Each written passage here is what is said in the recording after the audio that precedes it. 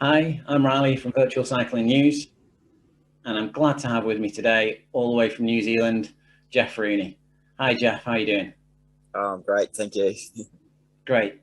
Well, I've got you on to have a quick chat with you about your Guinness World Record attempt that's upcoming soon.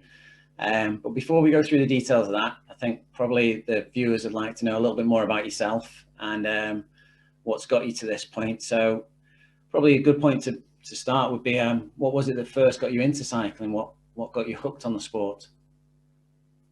It's probably, well, even before competitive cycling, I grew up in a country area. Cycling was the way to go visit your mates, go do things for the weekends, all that sort of thing. So cycling was a natural thing. Um, a lot of my mates are into the racing. I was a runner at the time, school days. But then uh, with my partner, when I met her, all her mates were into mountain biking. Like when that started up, I sort of went and did that. Went, oh, it was a bit more fun because sort of road racing as such, I didn't find super exciting. Uh, Yeah. but yeah, mountain biking, it was a bit more involved, some skill in that, and I was like, oh, this is fun. So I really got into that sort of straight off the bat. And you grew up in Australia, I believe. Was there are lots of areas in Yeah, Australia that are good for mountain biking? yeah, it's all over. Like obviously in the early days, it was sort of growing sport and wasn't as many areas, but more and more, and it's especially now as like all the technology improves and more people get into it, it's just keeps growing. It's excellent. And did you compete in the mountain biking, or was it just something you did for fun? I did a lot of racing. I started with the club racing, did sort of state rounds and the national rounds of the XCO, 24-hour racing. Just started off in Australia then. My very first year of indoor mountain biking, my first entry into a 24-hour was a solo. I just got this weird thing where I'm attracted to the endurance events. Some people are just built differently, aren't they? They're capable of standing the pain for that bit longer. To me, it was kind of like, you make a mistake and you got a few more hours to make up for it. Whatever. So it's not about, being that fastest for that very short time because I've never been a sprinter or anything like that, like my running days or anything. Even with the running, I was better at the longer distance. So I knew that was my sort of direction. And in recent years, you've been doing a lot more online cycling, the virtual world cycling. But I understand that that was more because you'd had some kind of an incident at work and you were using it for rehab. Yeah, had a bit of an accident where I fell. Well, I say it was about 20 meters. Oh, So that didn't do the body a lot of good. Um, I don't remember the actual accident, but I know landed on my feet, sort of initially crawled up into a ball and sort of rolled. It was like onto a boat from a height, a wharf that was like way higher than the boat, down onto a boat. Then I fell into the hold with a lot of ice, but shattered the femur, put that out the side of the leg, 7 broken ribs, broken elbow, big long list of things, and then all the compression damage in the joints. So it was quite a bit to come back from. yeah. It doesn't sound like it was too pleasant that at all. So you No, it wasn't the best best day at work. and you put the bone actually through the skin and it was an exposed break, was it? Yeah, so they said that's like your 3 top things that are hard to recover from was the broken femur, um, like the torn muscle, and then exposed bone. So they go any one of those 3 is a major recovery. Put all of them together at once, sort of hit the jackpot. Yeah. Yeah, it does sound like because the exposed bone, it's a higher risk of infection, etc. But yeah, and that was just one of the injuries. So Yeah, it was a bit of a list, but the 7 broken ribs, they were reasonable at the time. Like when you sort of learning to get around on crutches and that. they're a bit of a hindrance as well. So. Yeah, I can imagine. Wow. And then, so obviously you couldn't risk going out on the road or going out mountain biking and potentially aggravating one of those injuries. So you're doing a much more structured, much more controlled indoor sessions on the turbo trainer. Was that the way forward for you? Yeah, it was controlled, but plus also with the like the damage in the knees, plus the broken femur and all that. I only had, well, effectively like 2-dimensional movement. So on a bike, you're always doing a lot of little core movements of balancing, like when you're cornering and all of that. And I couldn't do that early on. Even like 12 months later, when I was going out and doing more outdoor stuff, right-hand turns I was struggling with, and on the mountain bike, had a lot of trouble with when you're doing tight turns and you've got to sort of pedal out of it. I only had good strength in the left leg. The right leg was still catching up. So yeah, outdoors was another set of problems altogether. Yeah. And you found that, how long is it since the accident? Sorry, Jeff, for this. It's now nearly 5.5 years. I consider myself close to back to 100% as I'll get. That's why this is kind of almost like that bookmark, you know. It's like next chapter, it's behind me. It's been interesting in a different way, like with the Chris Froome story. It's kind of similar in a lot of ways. He's got the same thing. You get back to a certain level, then that last bit, it's just so hard to get back, and the body takes a while. And it took me 18 months before I considered I was back to a similar level. Even then, I think I, probably only 90% of what I was previous. So a certain percentage that is, I'm still getting older, so there might be a bit of decay there in age, but. Yeah, so there are a few other things going on as well in the body when you start getting older, aren't there? Yeah. But yeah, I think now I'm at a point, like the whole time, like the rehab right from day one for me, it was like training. It was like, got to focus, got a goal to get back to, to walk without a limp. Well, to walk without a limp, and then, to get back into the cycling and to a reasonable level. I never knew, obviously, what point I'd be able to get to, but I always had, and that was a good thing to stay on point and focused, was to have those goals and just treat it like training. So you just kept on setting yourself an achievable goal. When you got there, set something else and keep moving forward with it. Yeah, it was just always move thing. And before I even left the hospital, there was physios come along and all that, and going through everything, and then going, oh, it's a good thing you're a cyclist, because spending a lot of time on the trainer, that was a huge part of the rehab, whether you're into it or not. So I'm like, oh, perfect. So now that you feel like you've met those goals, you're now setting yourself some really quite interesting and challenging new goals as well. So what's your next target that you set for yourself then, Jeff? Yeah, well, as we've been talking about, the next big one is going for the Guinness World Record for 12 hours on the trainer. So I think that's a reasonable goal. It does sound like a reasonable goal. It sounds like a lot of people's idea of hell as well. But it does sound like a reasonable goal. What's the target that you're aiming for, Jeff? What's the current record, should I say? 440 is what I have to beat. The unofficial record, the Zwift record that was set, is 510, I think it is. They didn't go through all the loops and everything to get verified by Guinness. So that's the target one. So obviously, it's. Well, yeah. I think I'm in with a chance, but it won't be easy. But if it was easy, not everyone would have it. Definitely, yeah. And how have you gone on with Guinness World Records? How have you gone on organising that? Have the Guinness World Records been helpful? Has there been any hiccups with regards to that? It is, well, so slightly short. It's a very drawn out process, obviously because they get lots of inquiries over so many things, and they've got limited staff, I would assume.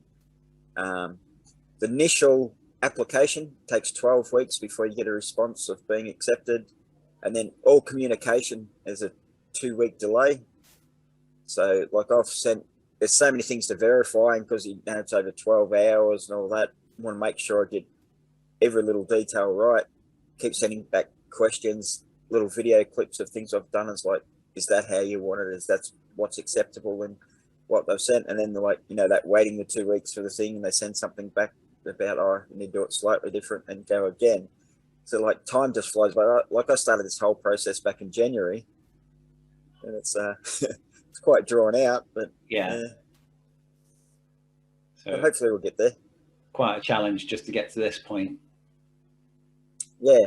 How I actually come about applying for the Guinness was with all the COVID things and that happening. The 24-hour world champs that's usually on every year in California at Borrego Springs was cancelled because nobody could get there, and they held that online. Yeah. And I went in that, and I actually fared well against all the big names you always read about and see, and all that. Went, oh, okay, so my level's actually reasonable. So put in a bit of effort, might do all right. And then we had local New Zealand girl, Joanna. She did the 24-hour record for the women's. It's kind of like that sort of inspired me a bit. It's kind of like, okay, well, looked up all the stuff online, and sort of all the cycling records, what I had a chance with and what I didn't, and everything like that. I had penciled in for the 6-hour outdoor record, but up until last week, I thought that was achievable. Christoph Sousa went out and just smashed all along his way to do the 24-hour record, but bad timing. Yeah. And so what special things have you had to do to get it ratified by Guinness World Records? What are they expecting you to do that's different to normal? Well, it's quite a lot. I've got to have 2 witnesses present for the whole time, and they've got to fill out sheets about what they saw.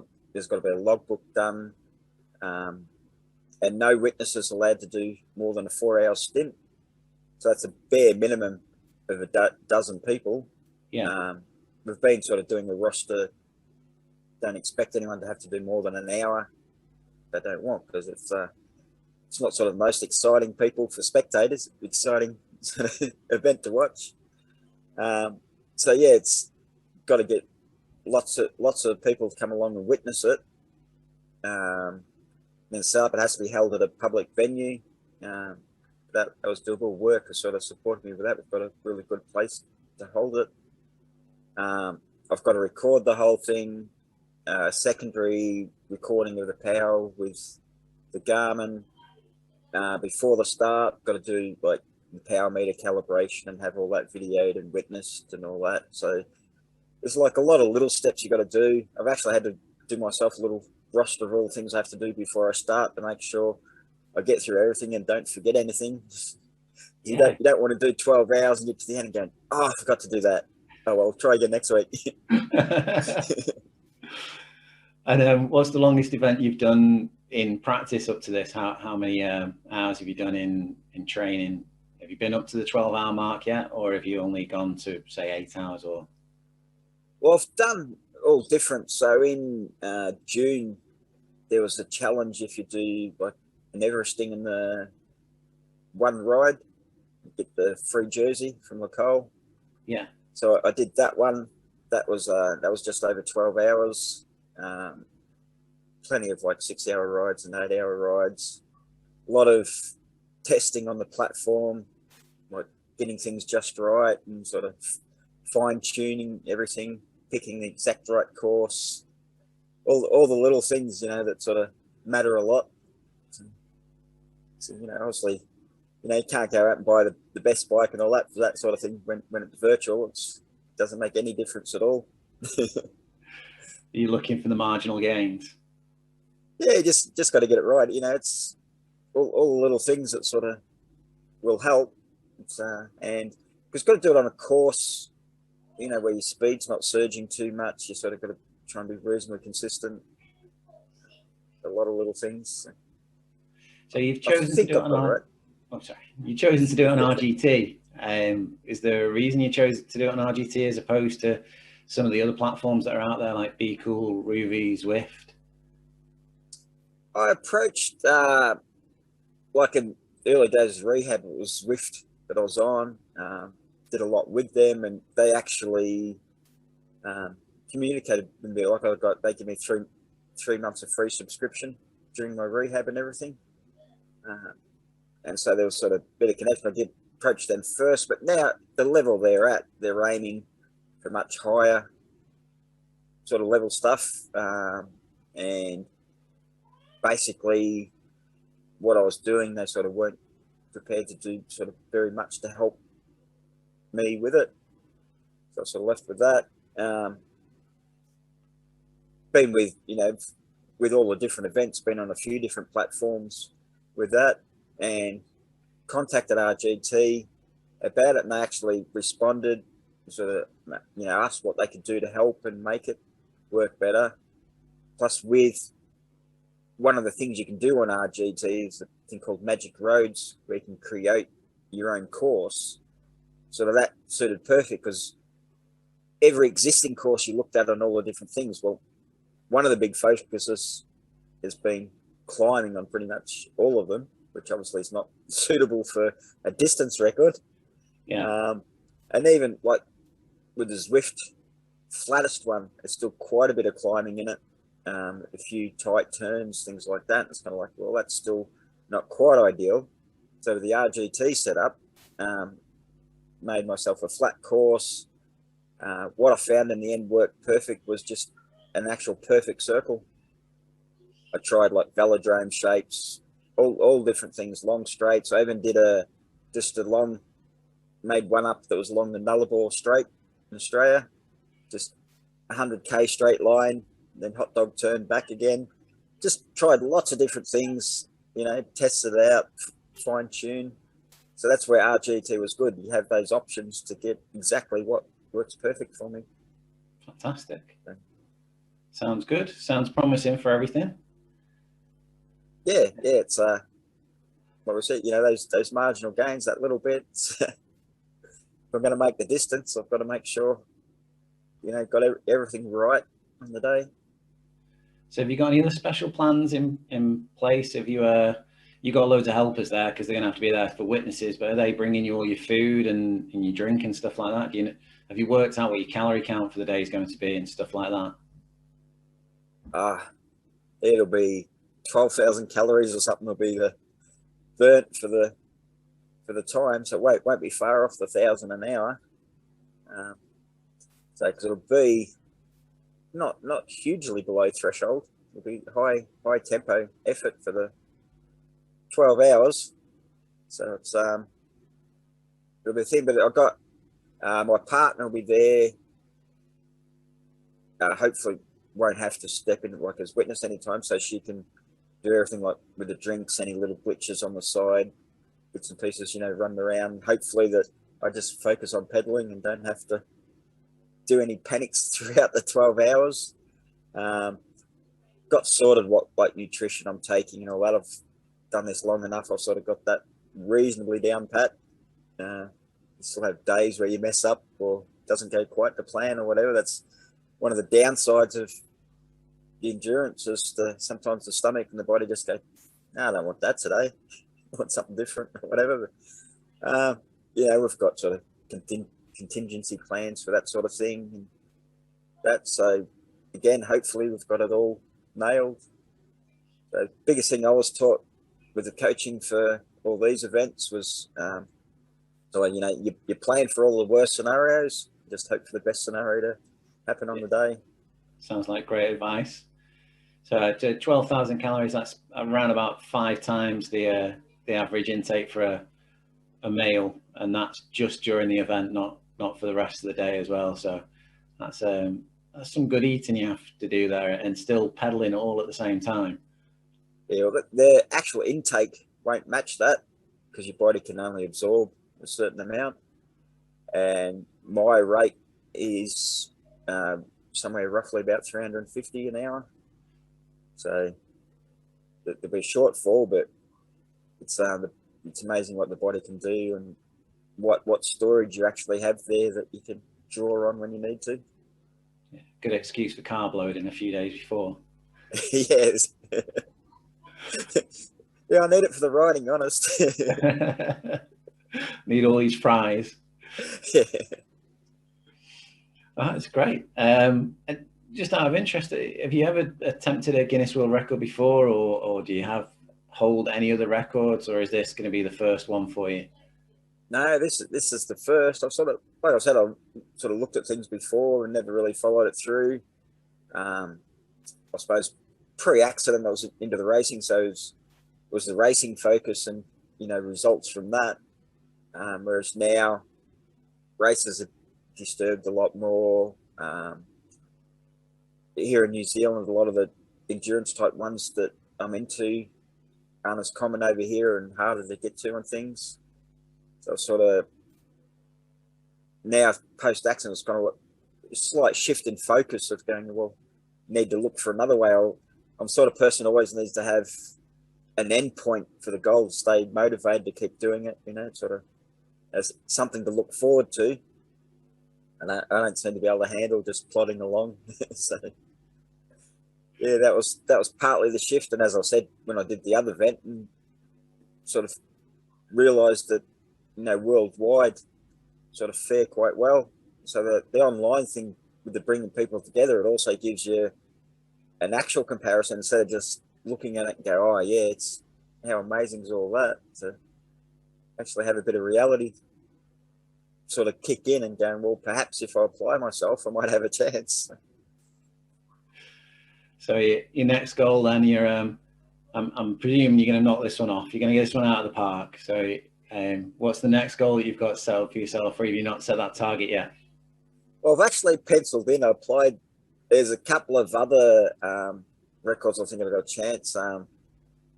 Ascending ones, which means I'll have to drop a few kilograms. Which is why I started with the distance one, not the climber. There's a fastest ascending 10,000 meters and the most ascending in 12 hours. So it's kind of that's my next target one. So that's I'll have to be a little bit more focused with that one to nail that, but that'll be a good goal to work for. Be a bit more balanced on the carb loading for those ones. Yeah, very much so. So when is the actual attempt that you're gonna? What day are you actually going for it, Jeff? Okay, at New Zealand time, Sunday, August 8th, 7 a.m. to 7 p.m. Which UK time it'll be, what's that, 8 p.m. to 8 a.m. Worst time for all the Northern Hemisphere, really. And will people be able to join you in the ride, or are we able to watch you, see how you're getting on? Yeah, it's set up. So the event is listed on RGT. I think it'll be showing up soon.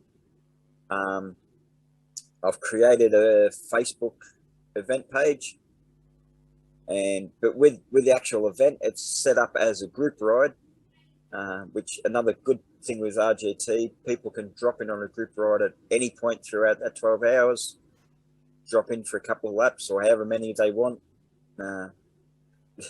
See how they go, put their test to it. If they can watch and go, oh, that looks easy, have a go and see, and they might find it is and decide, they want to have a go at beating it. So yeah, you might set off a chase of records. Yeah, it'd be like when the hour record was cool.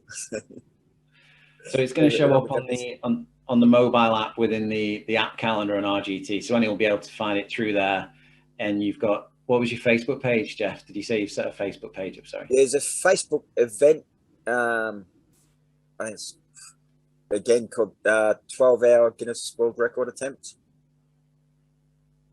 That's listed there, and we'll have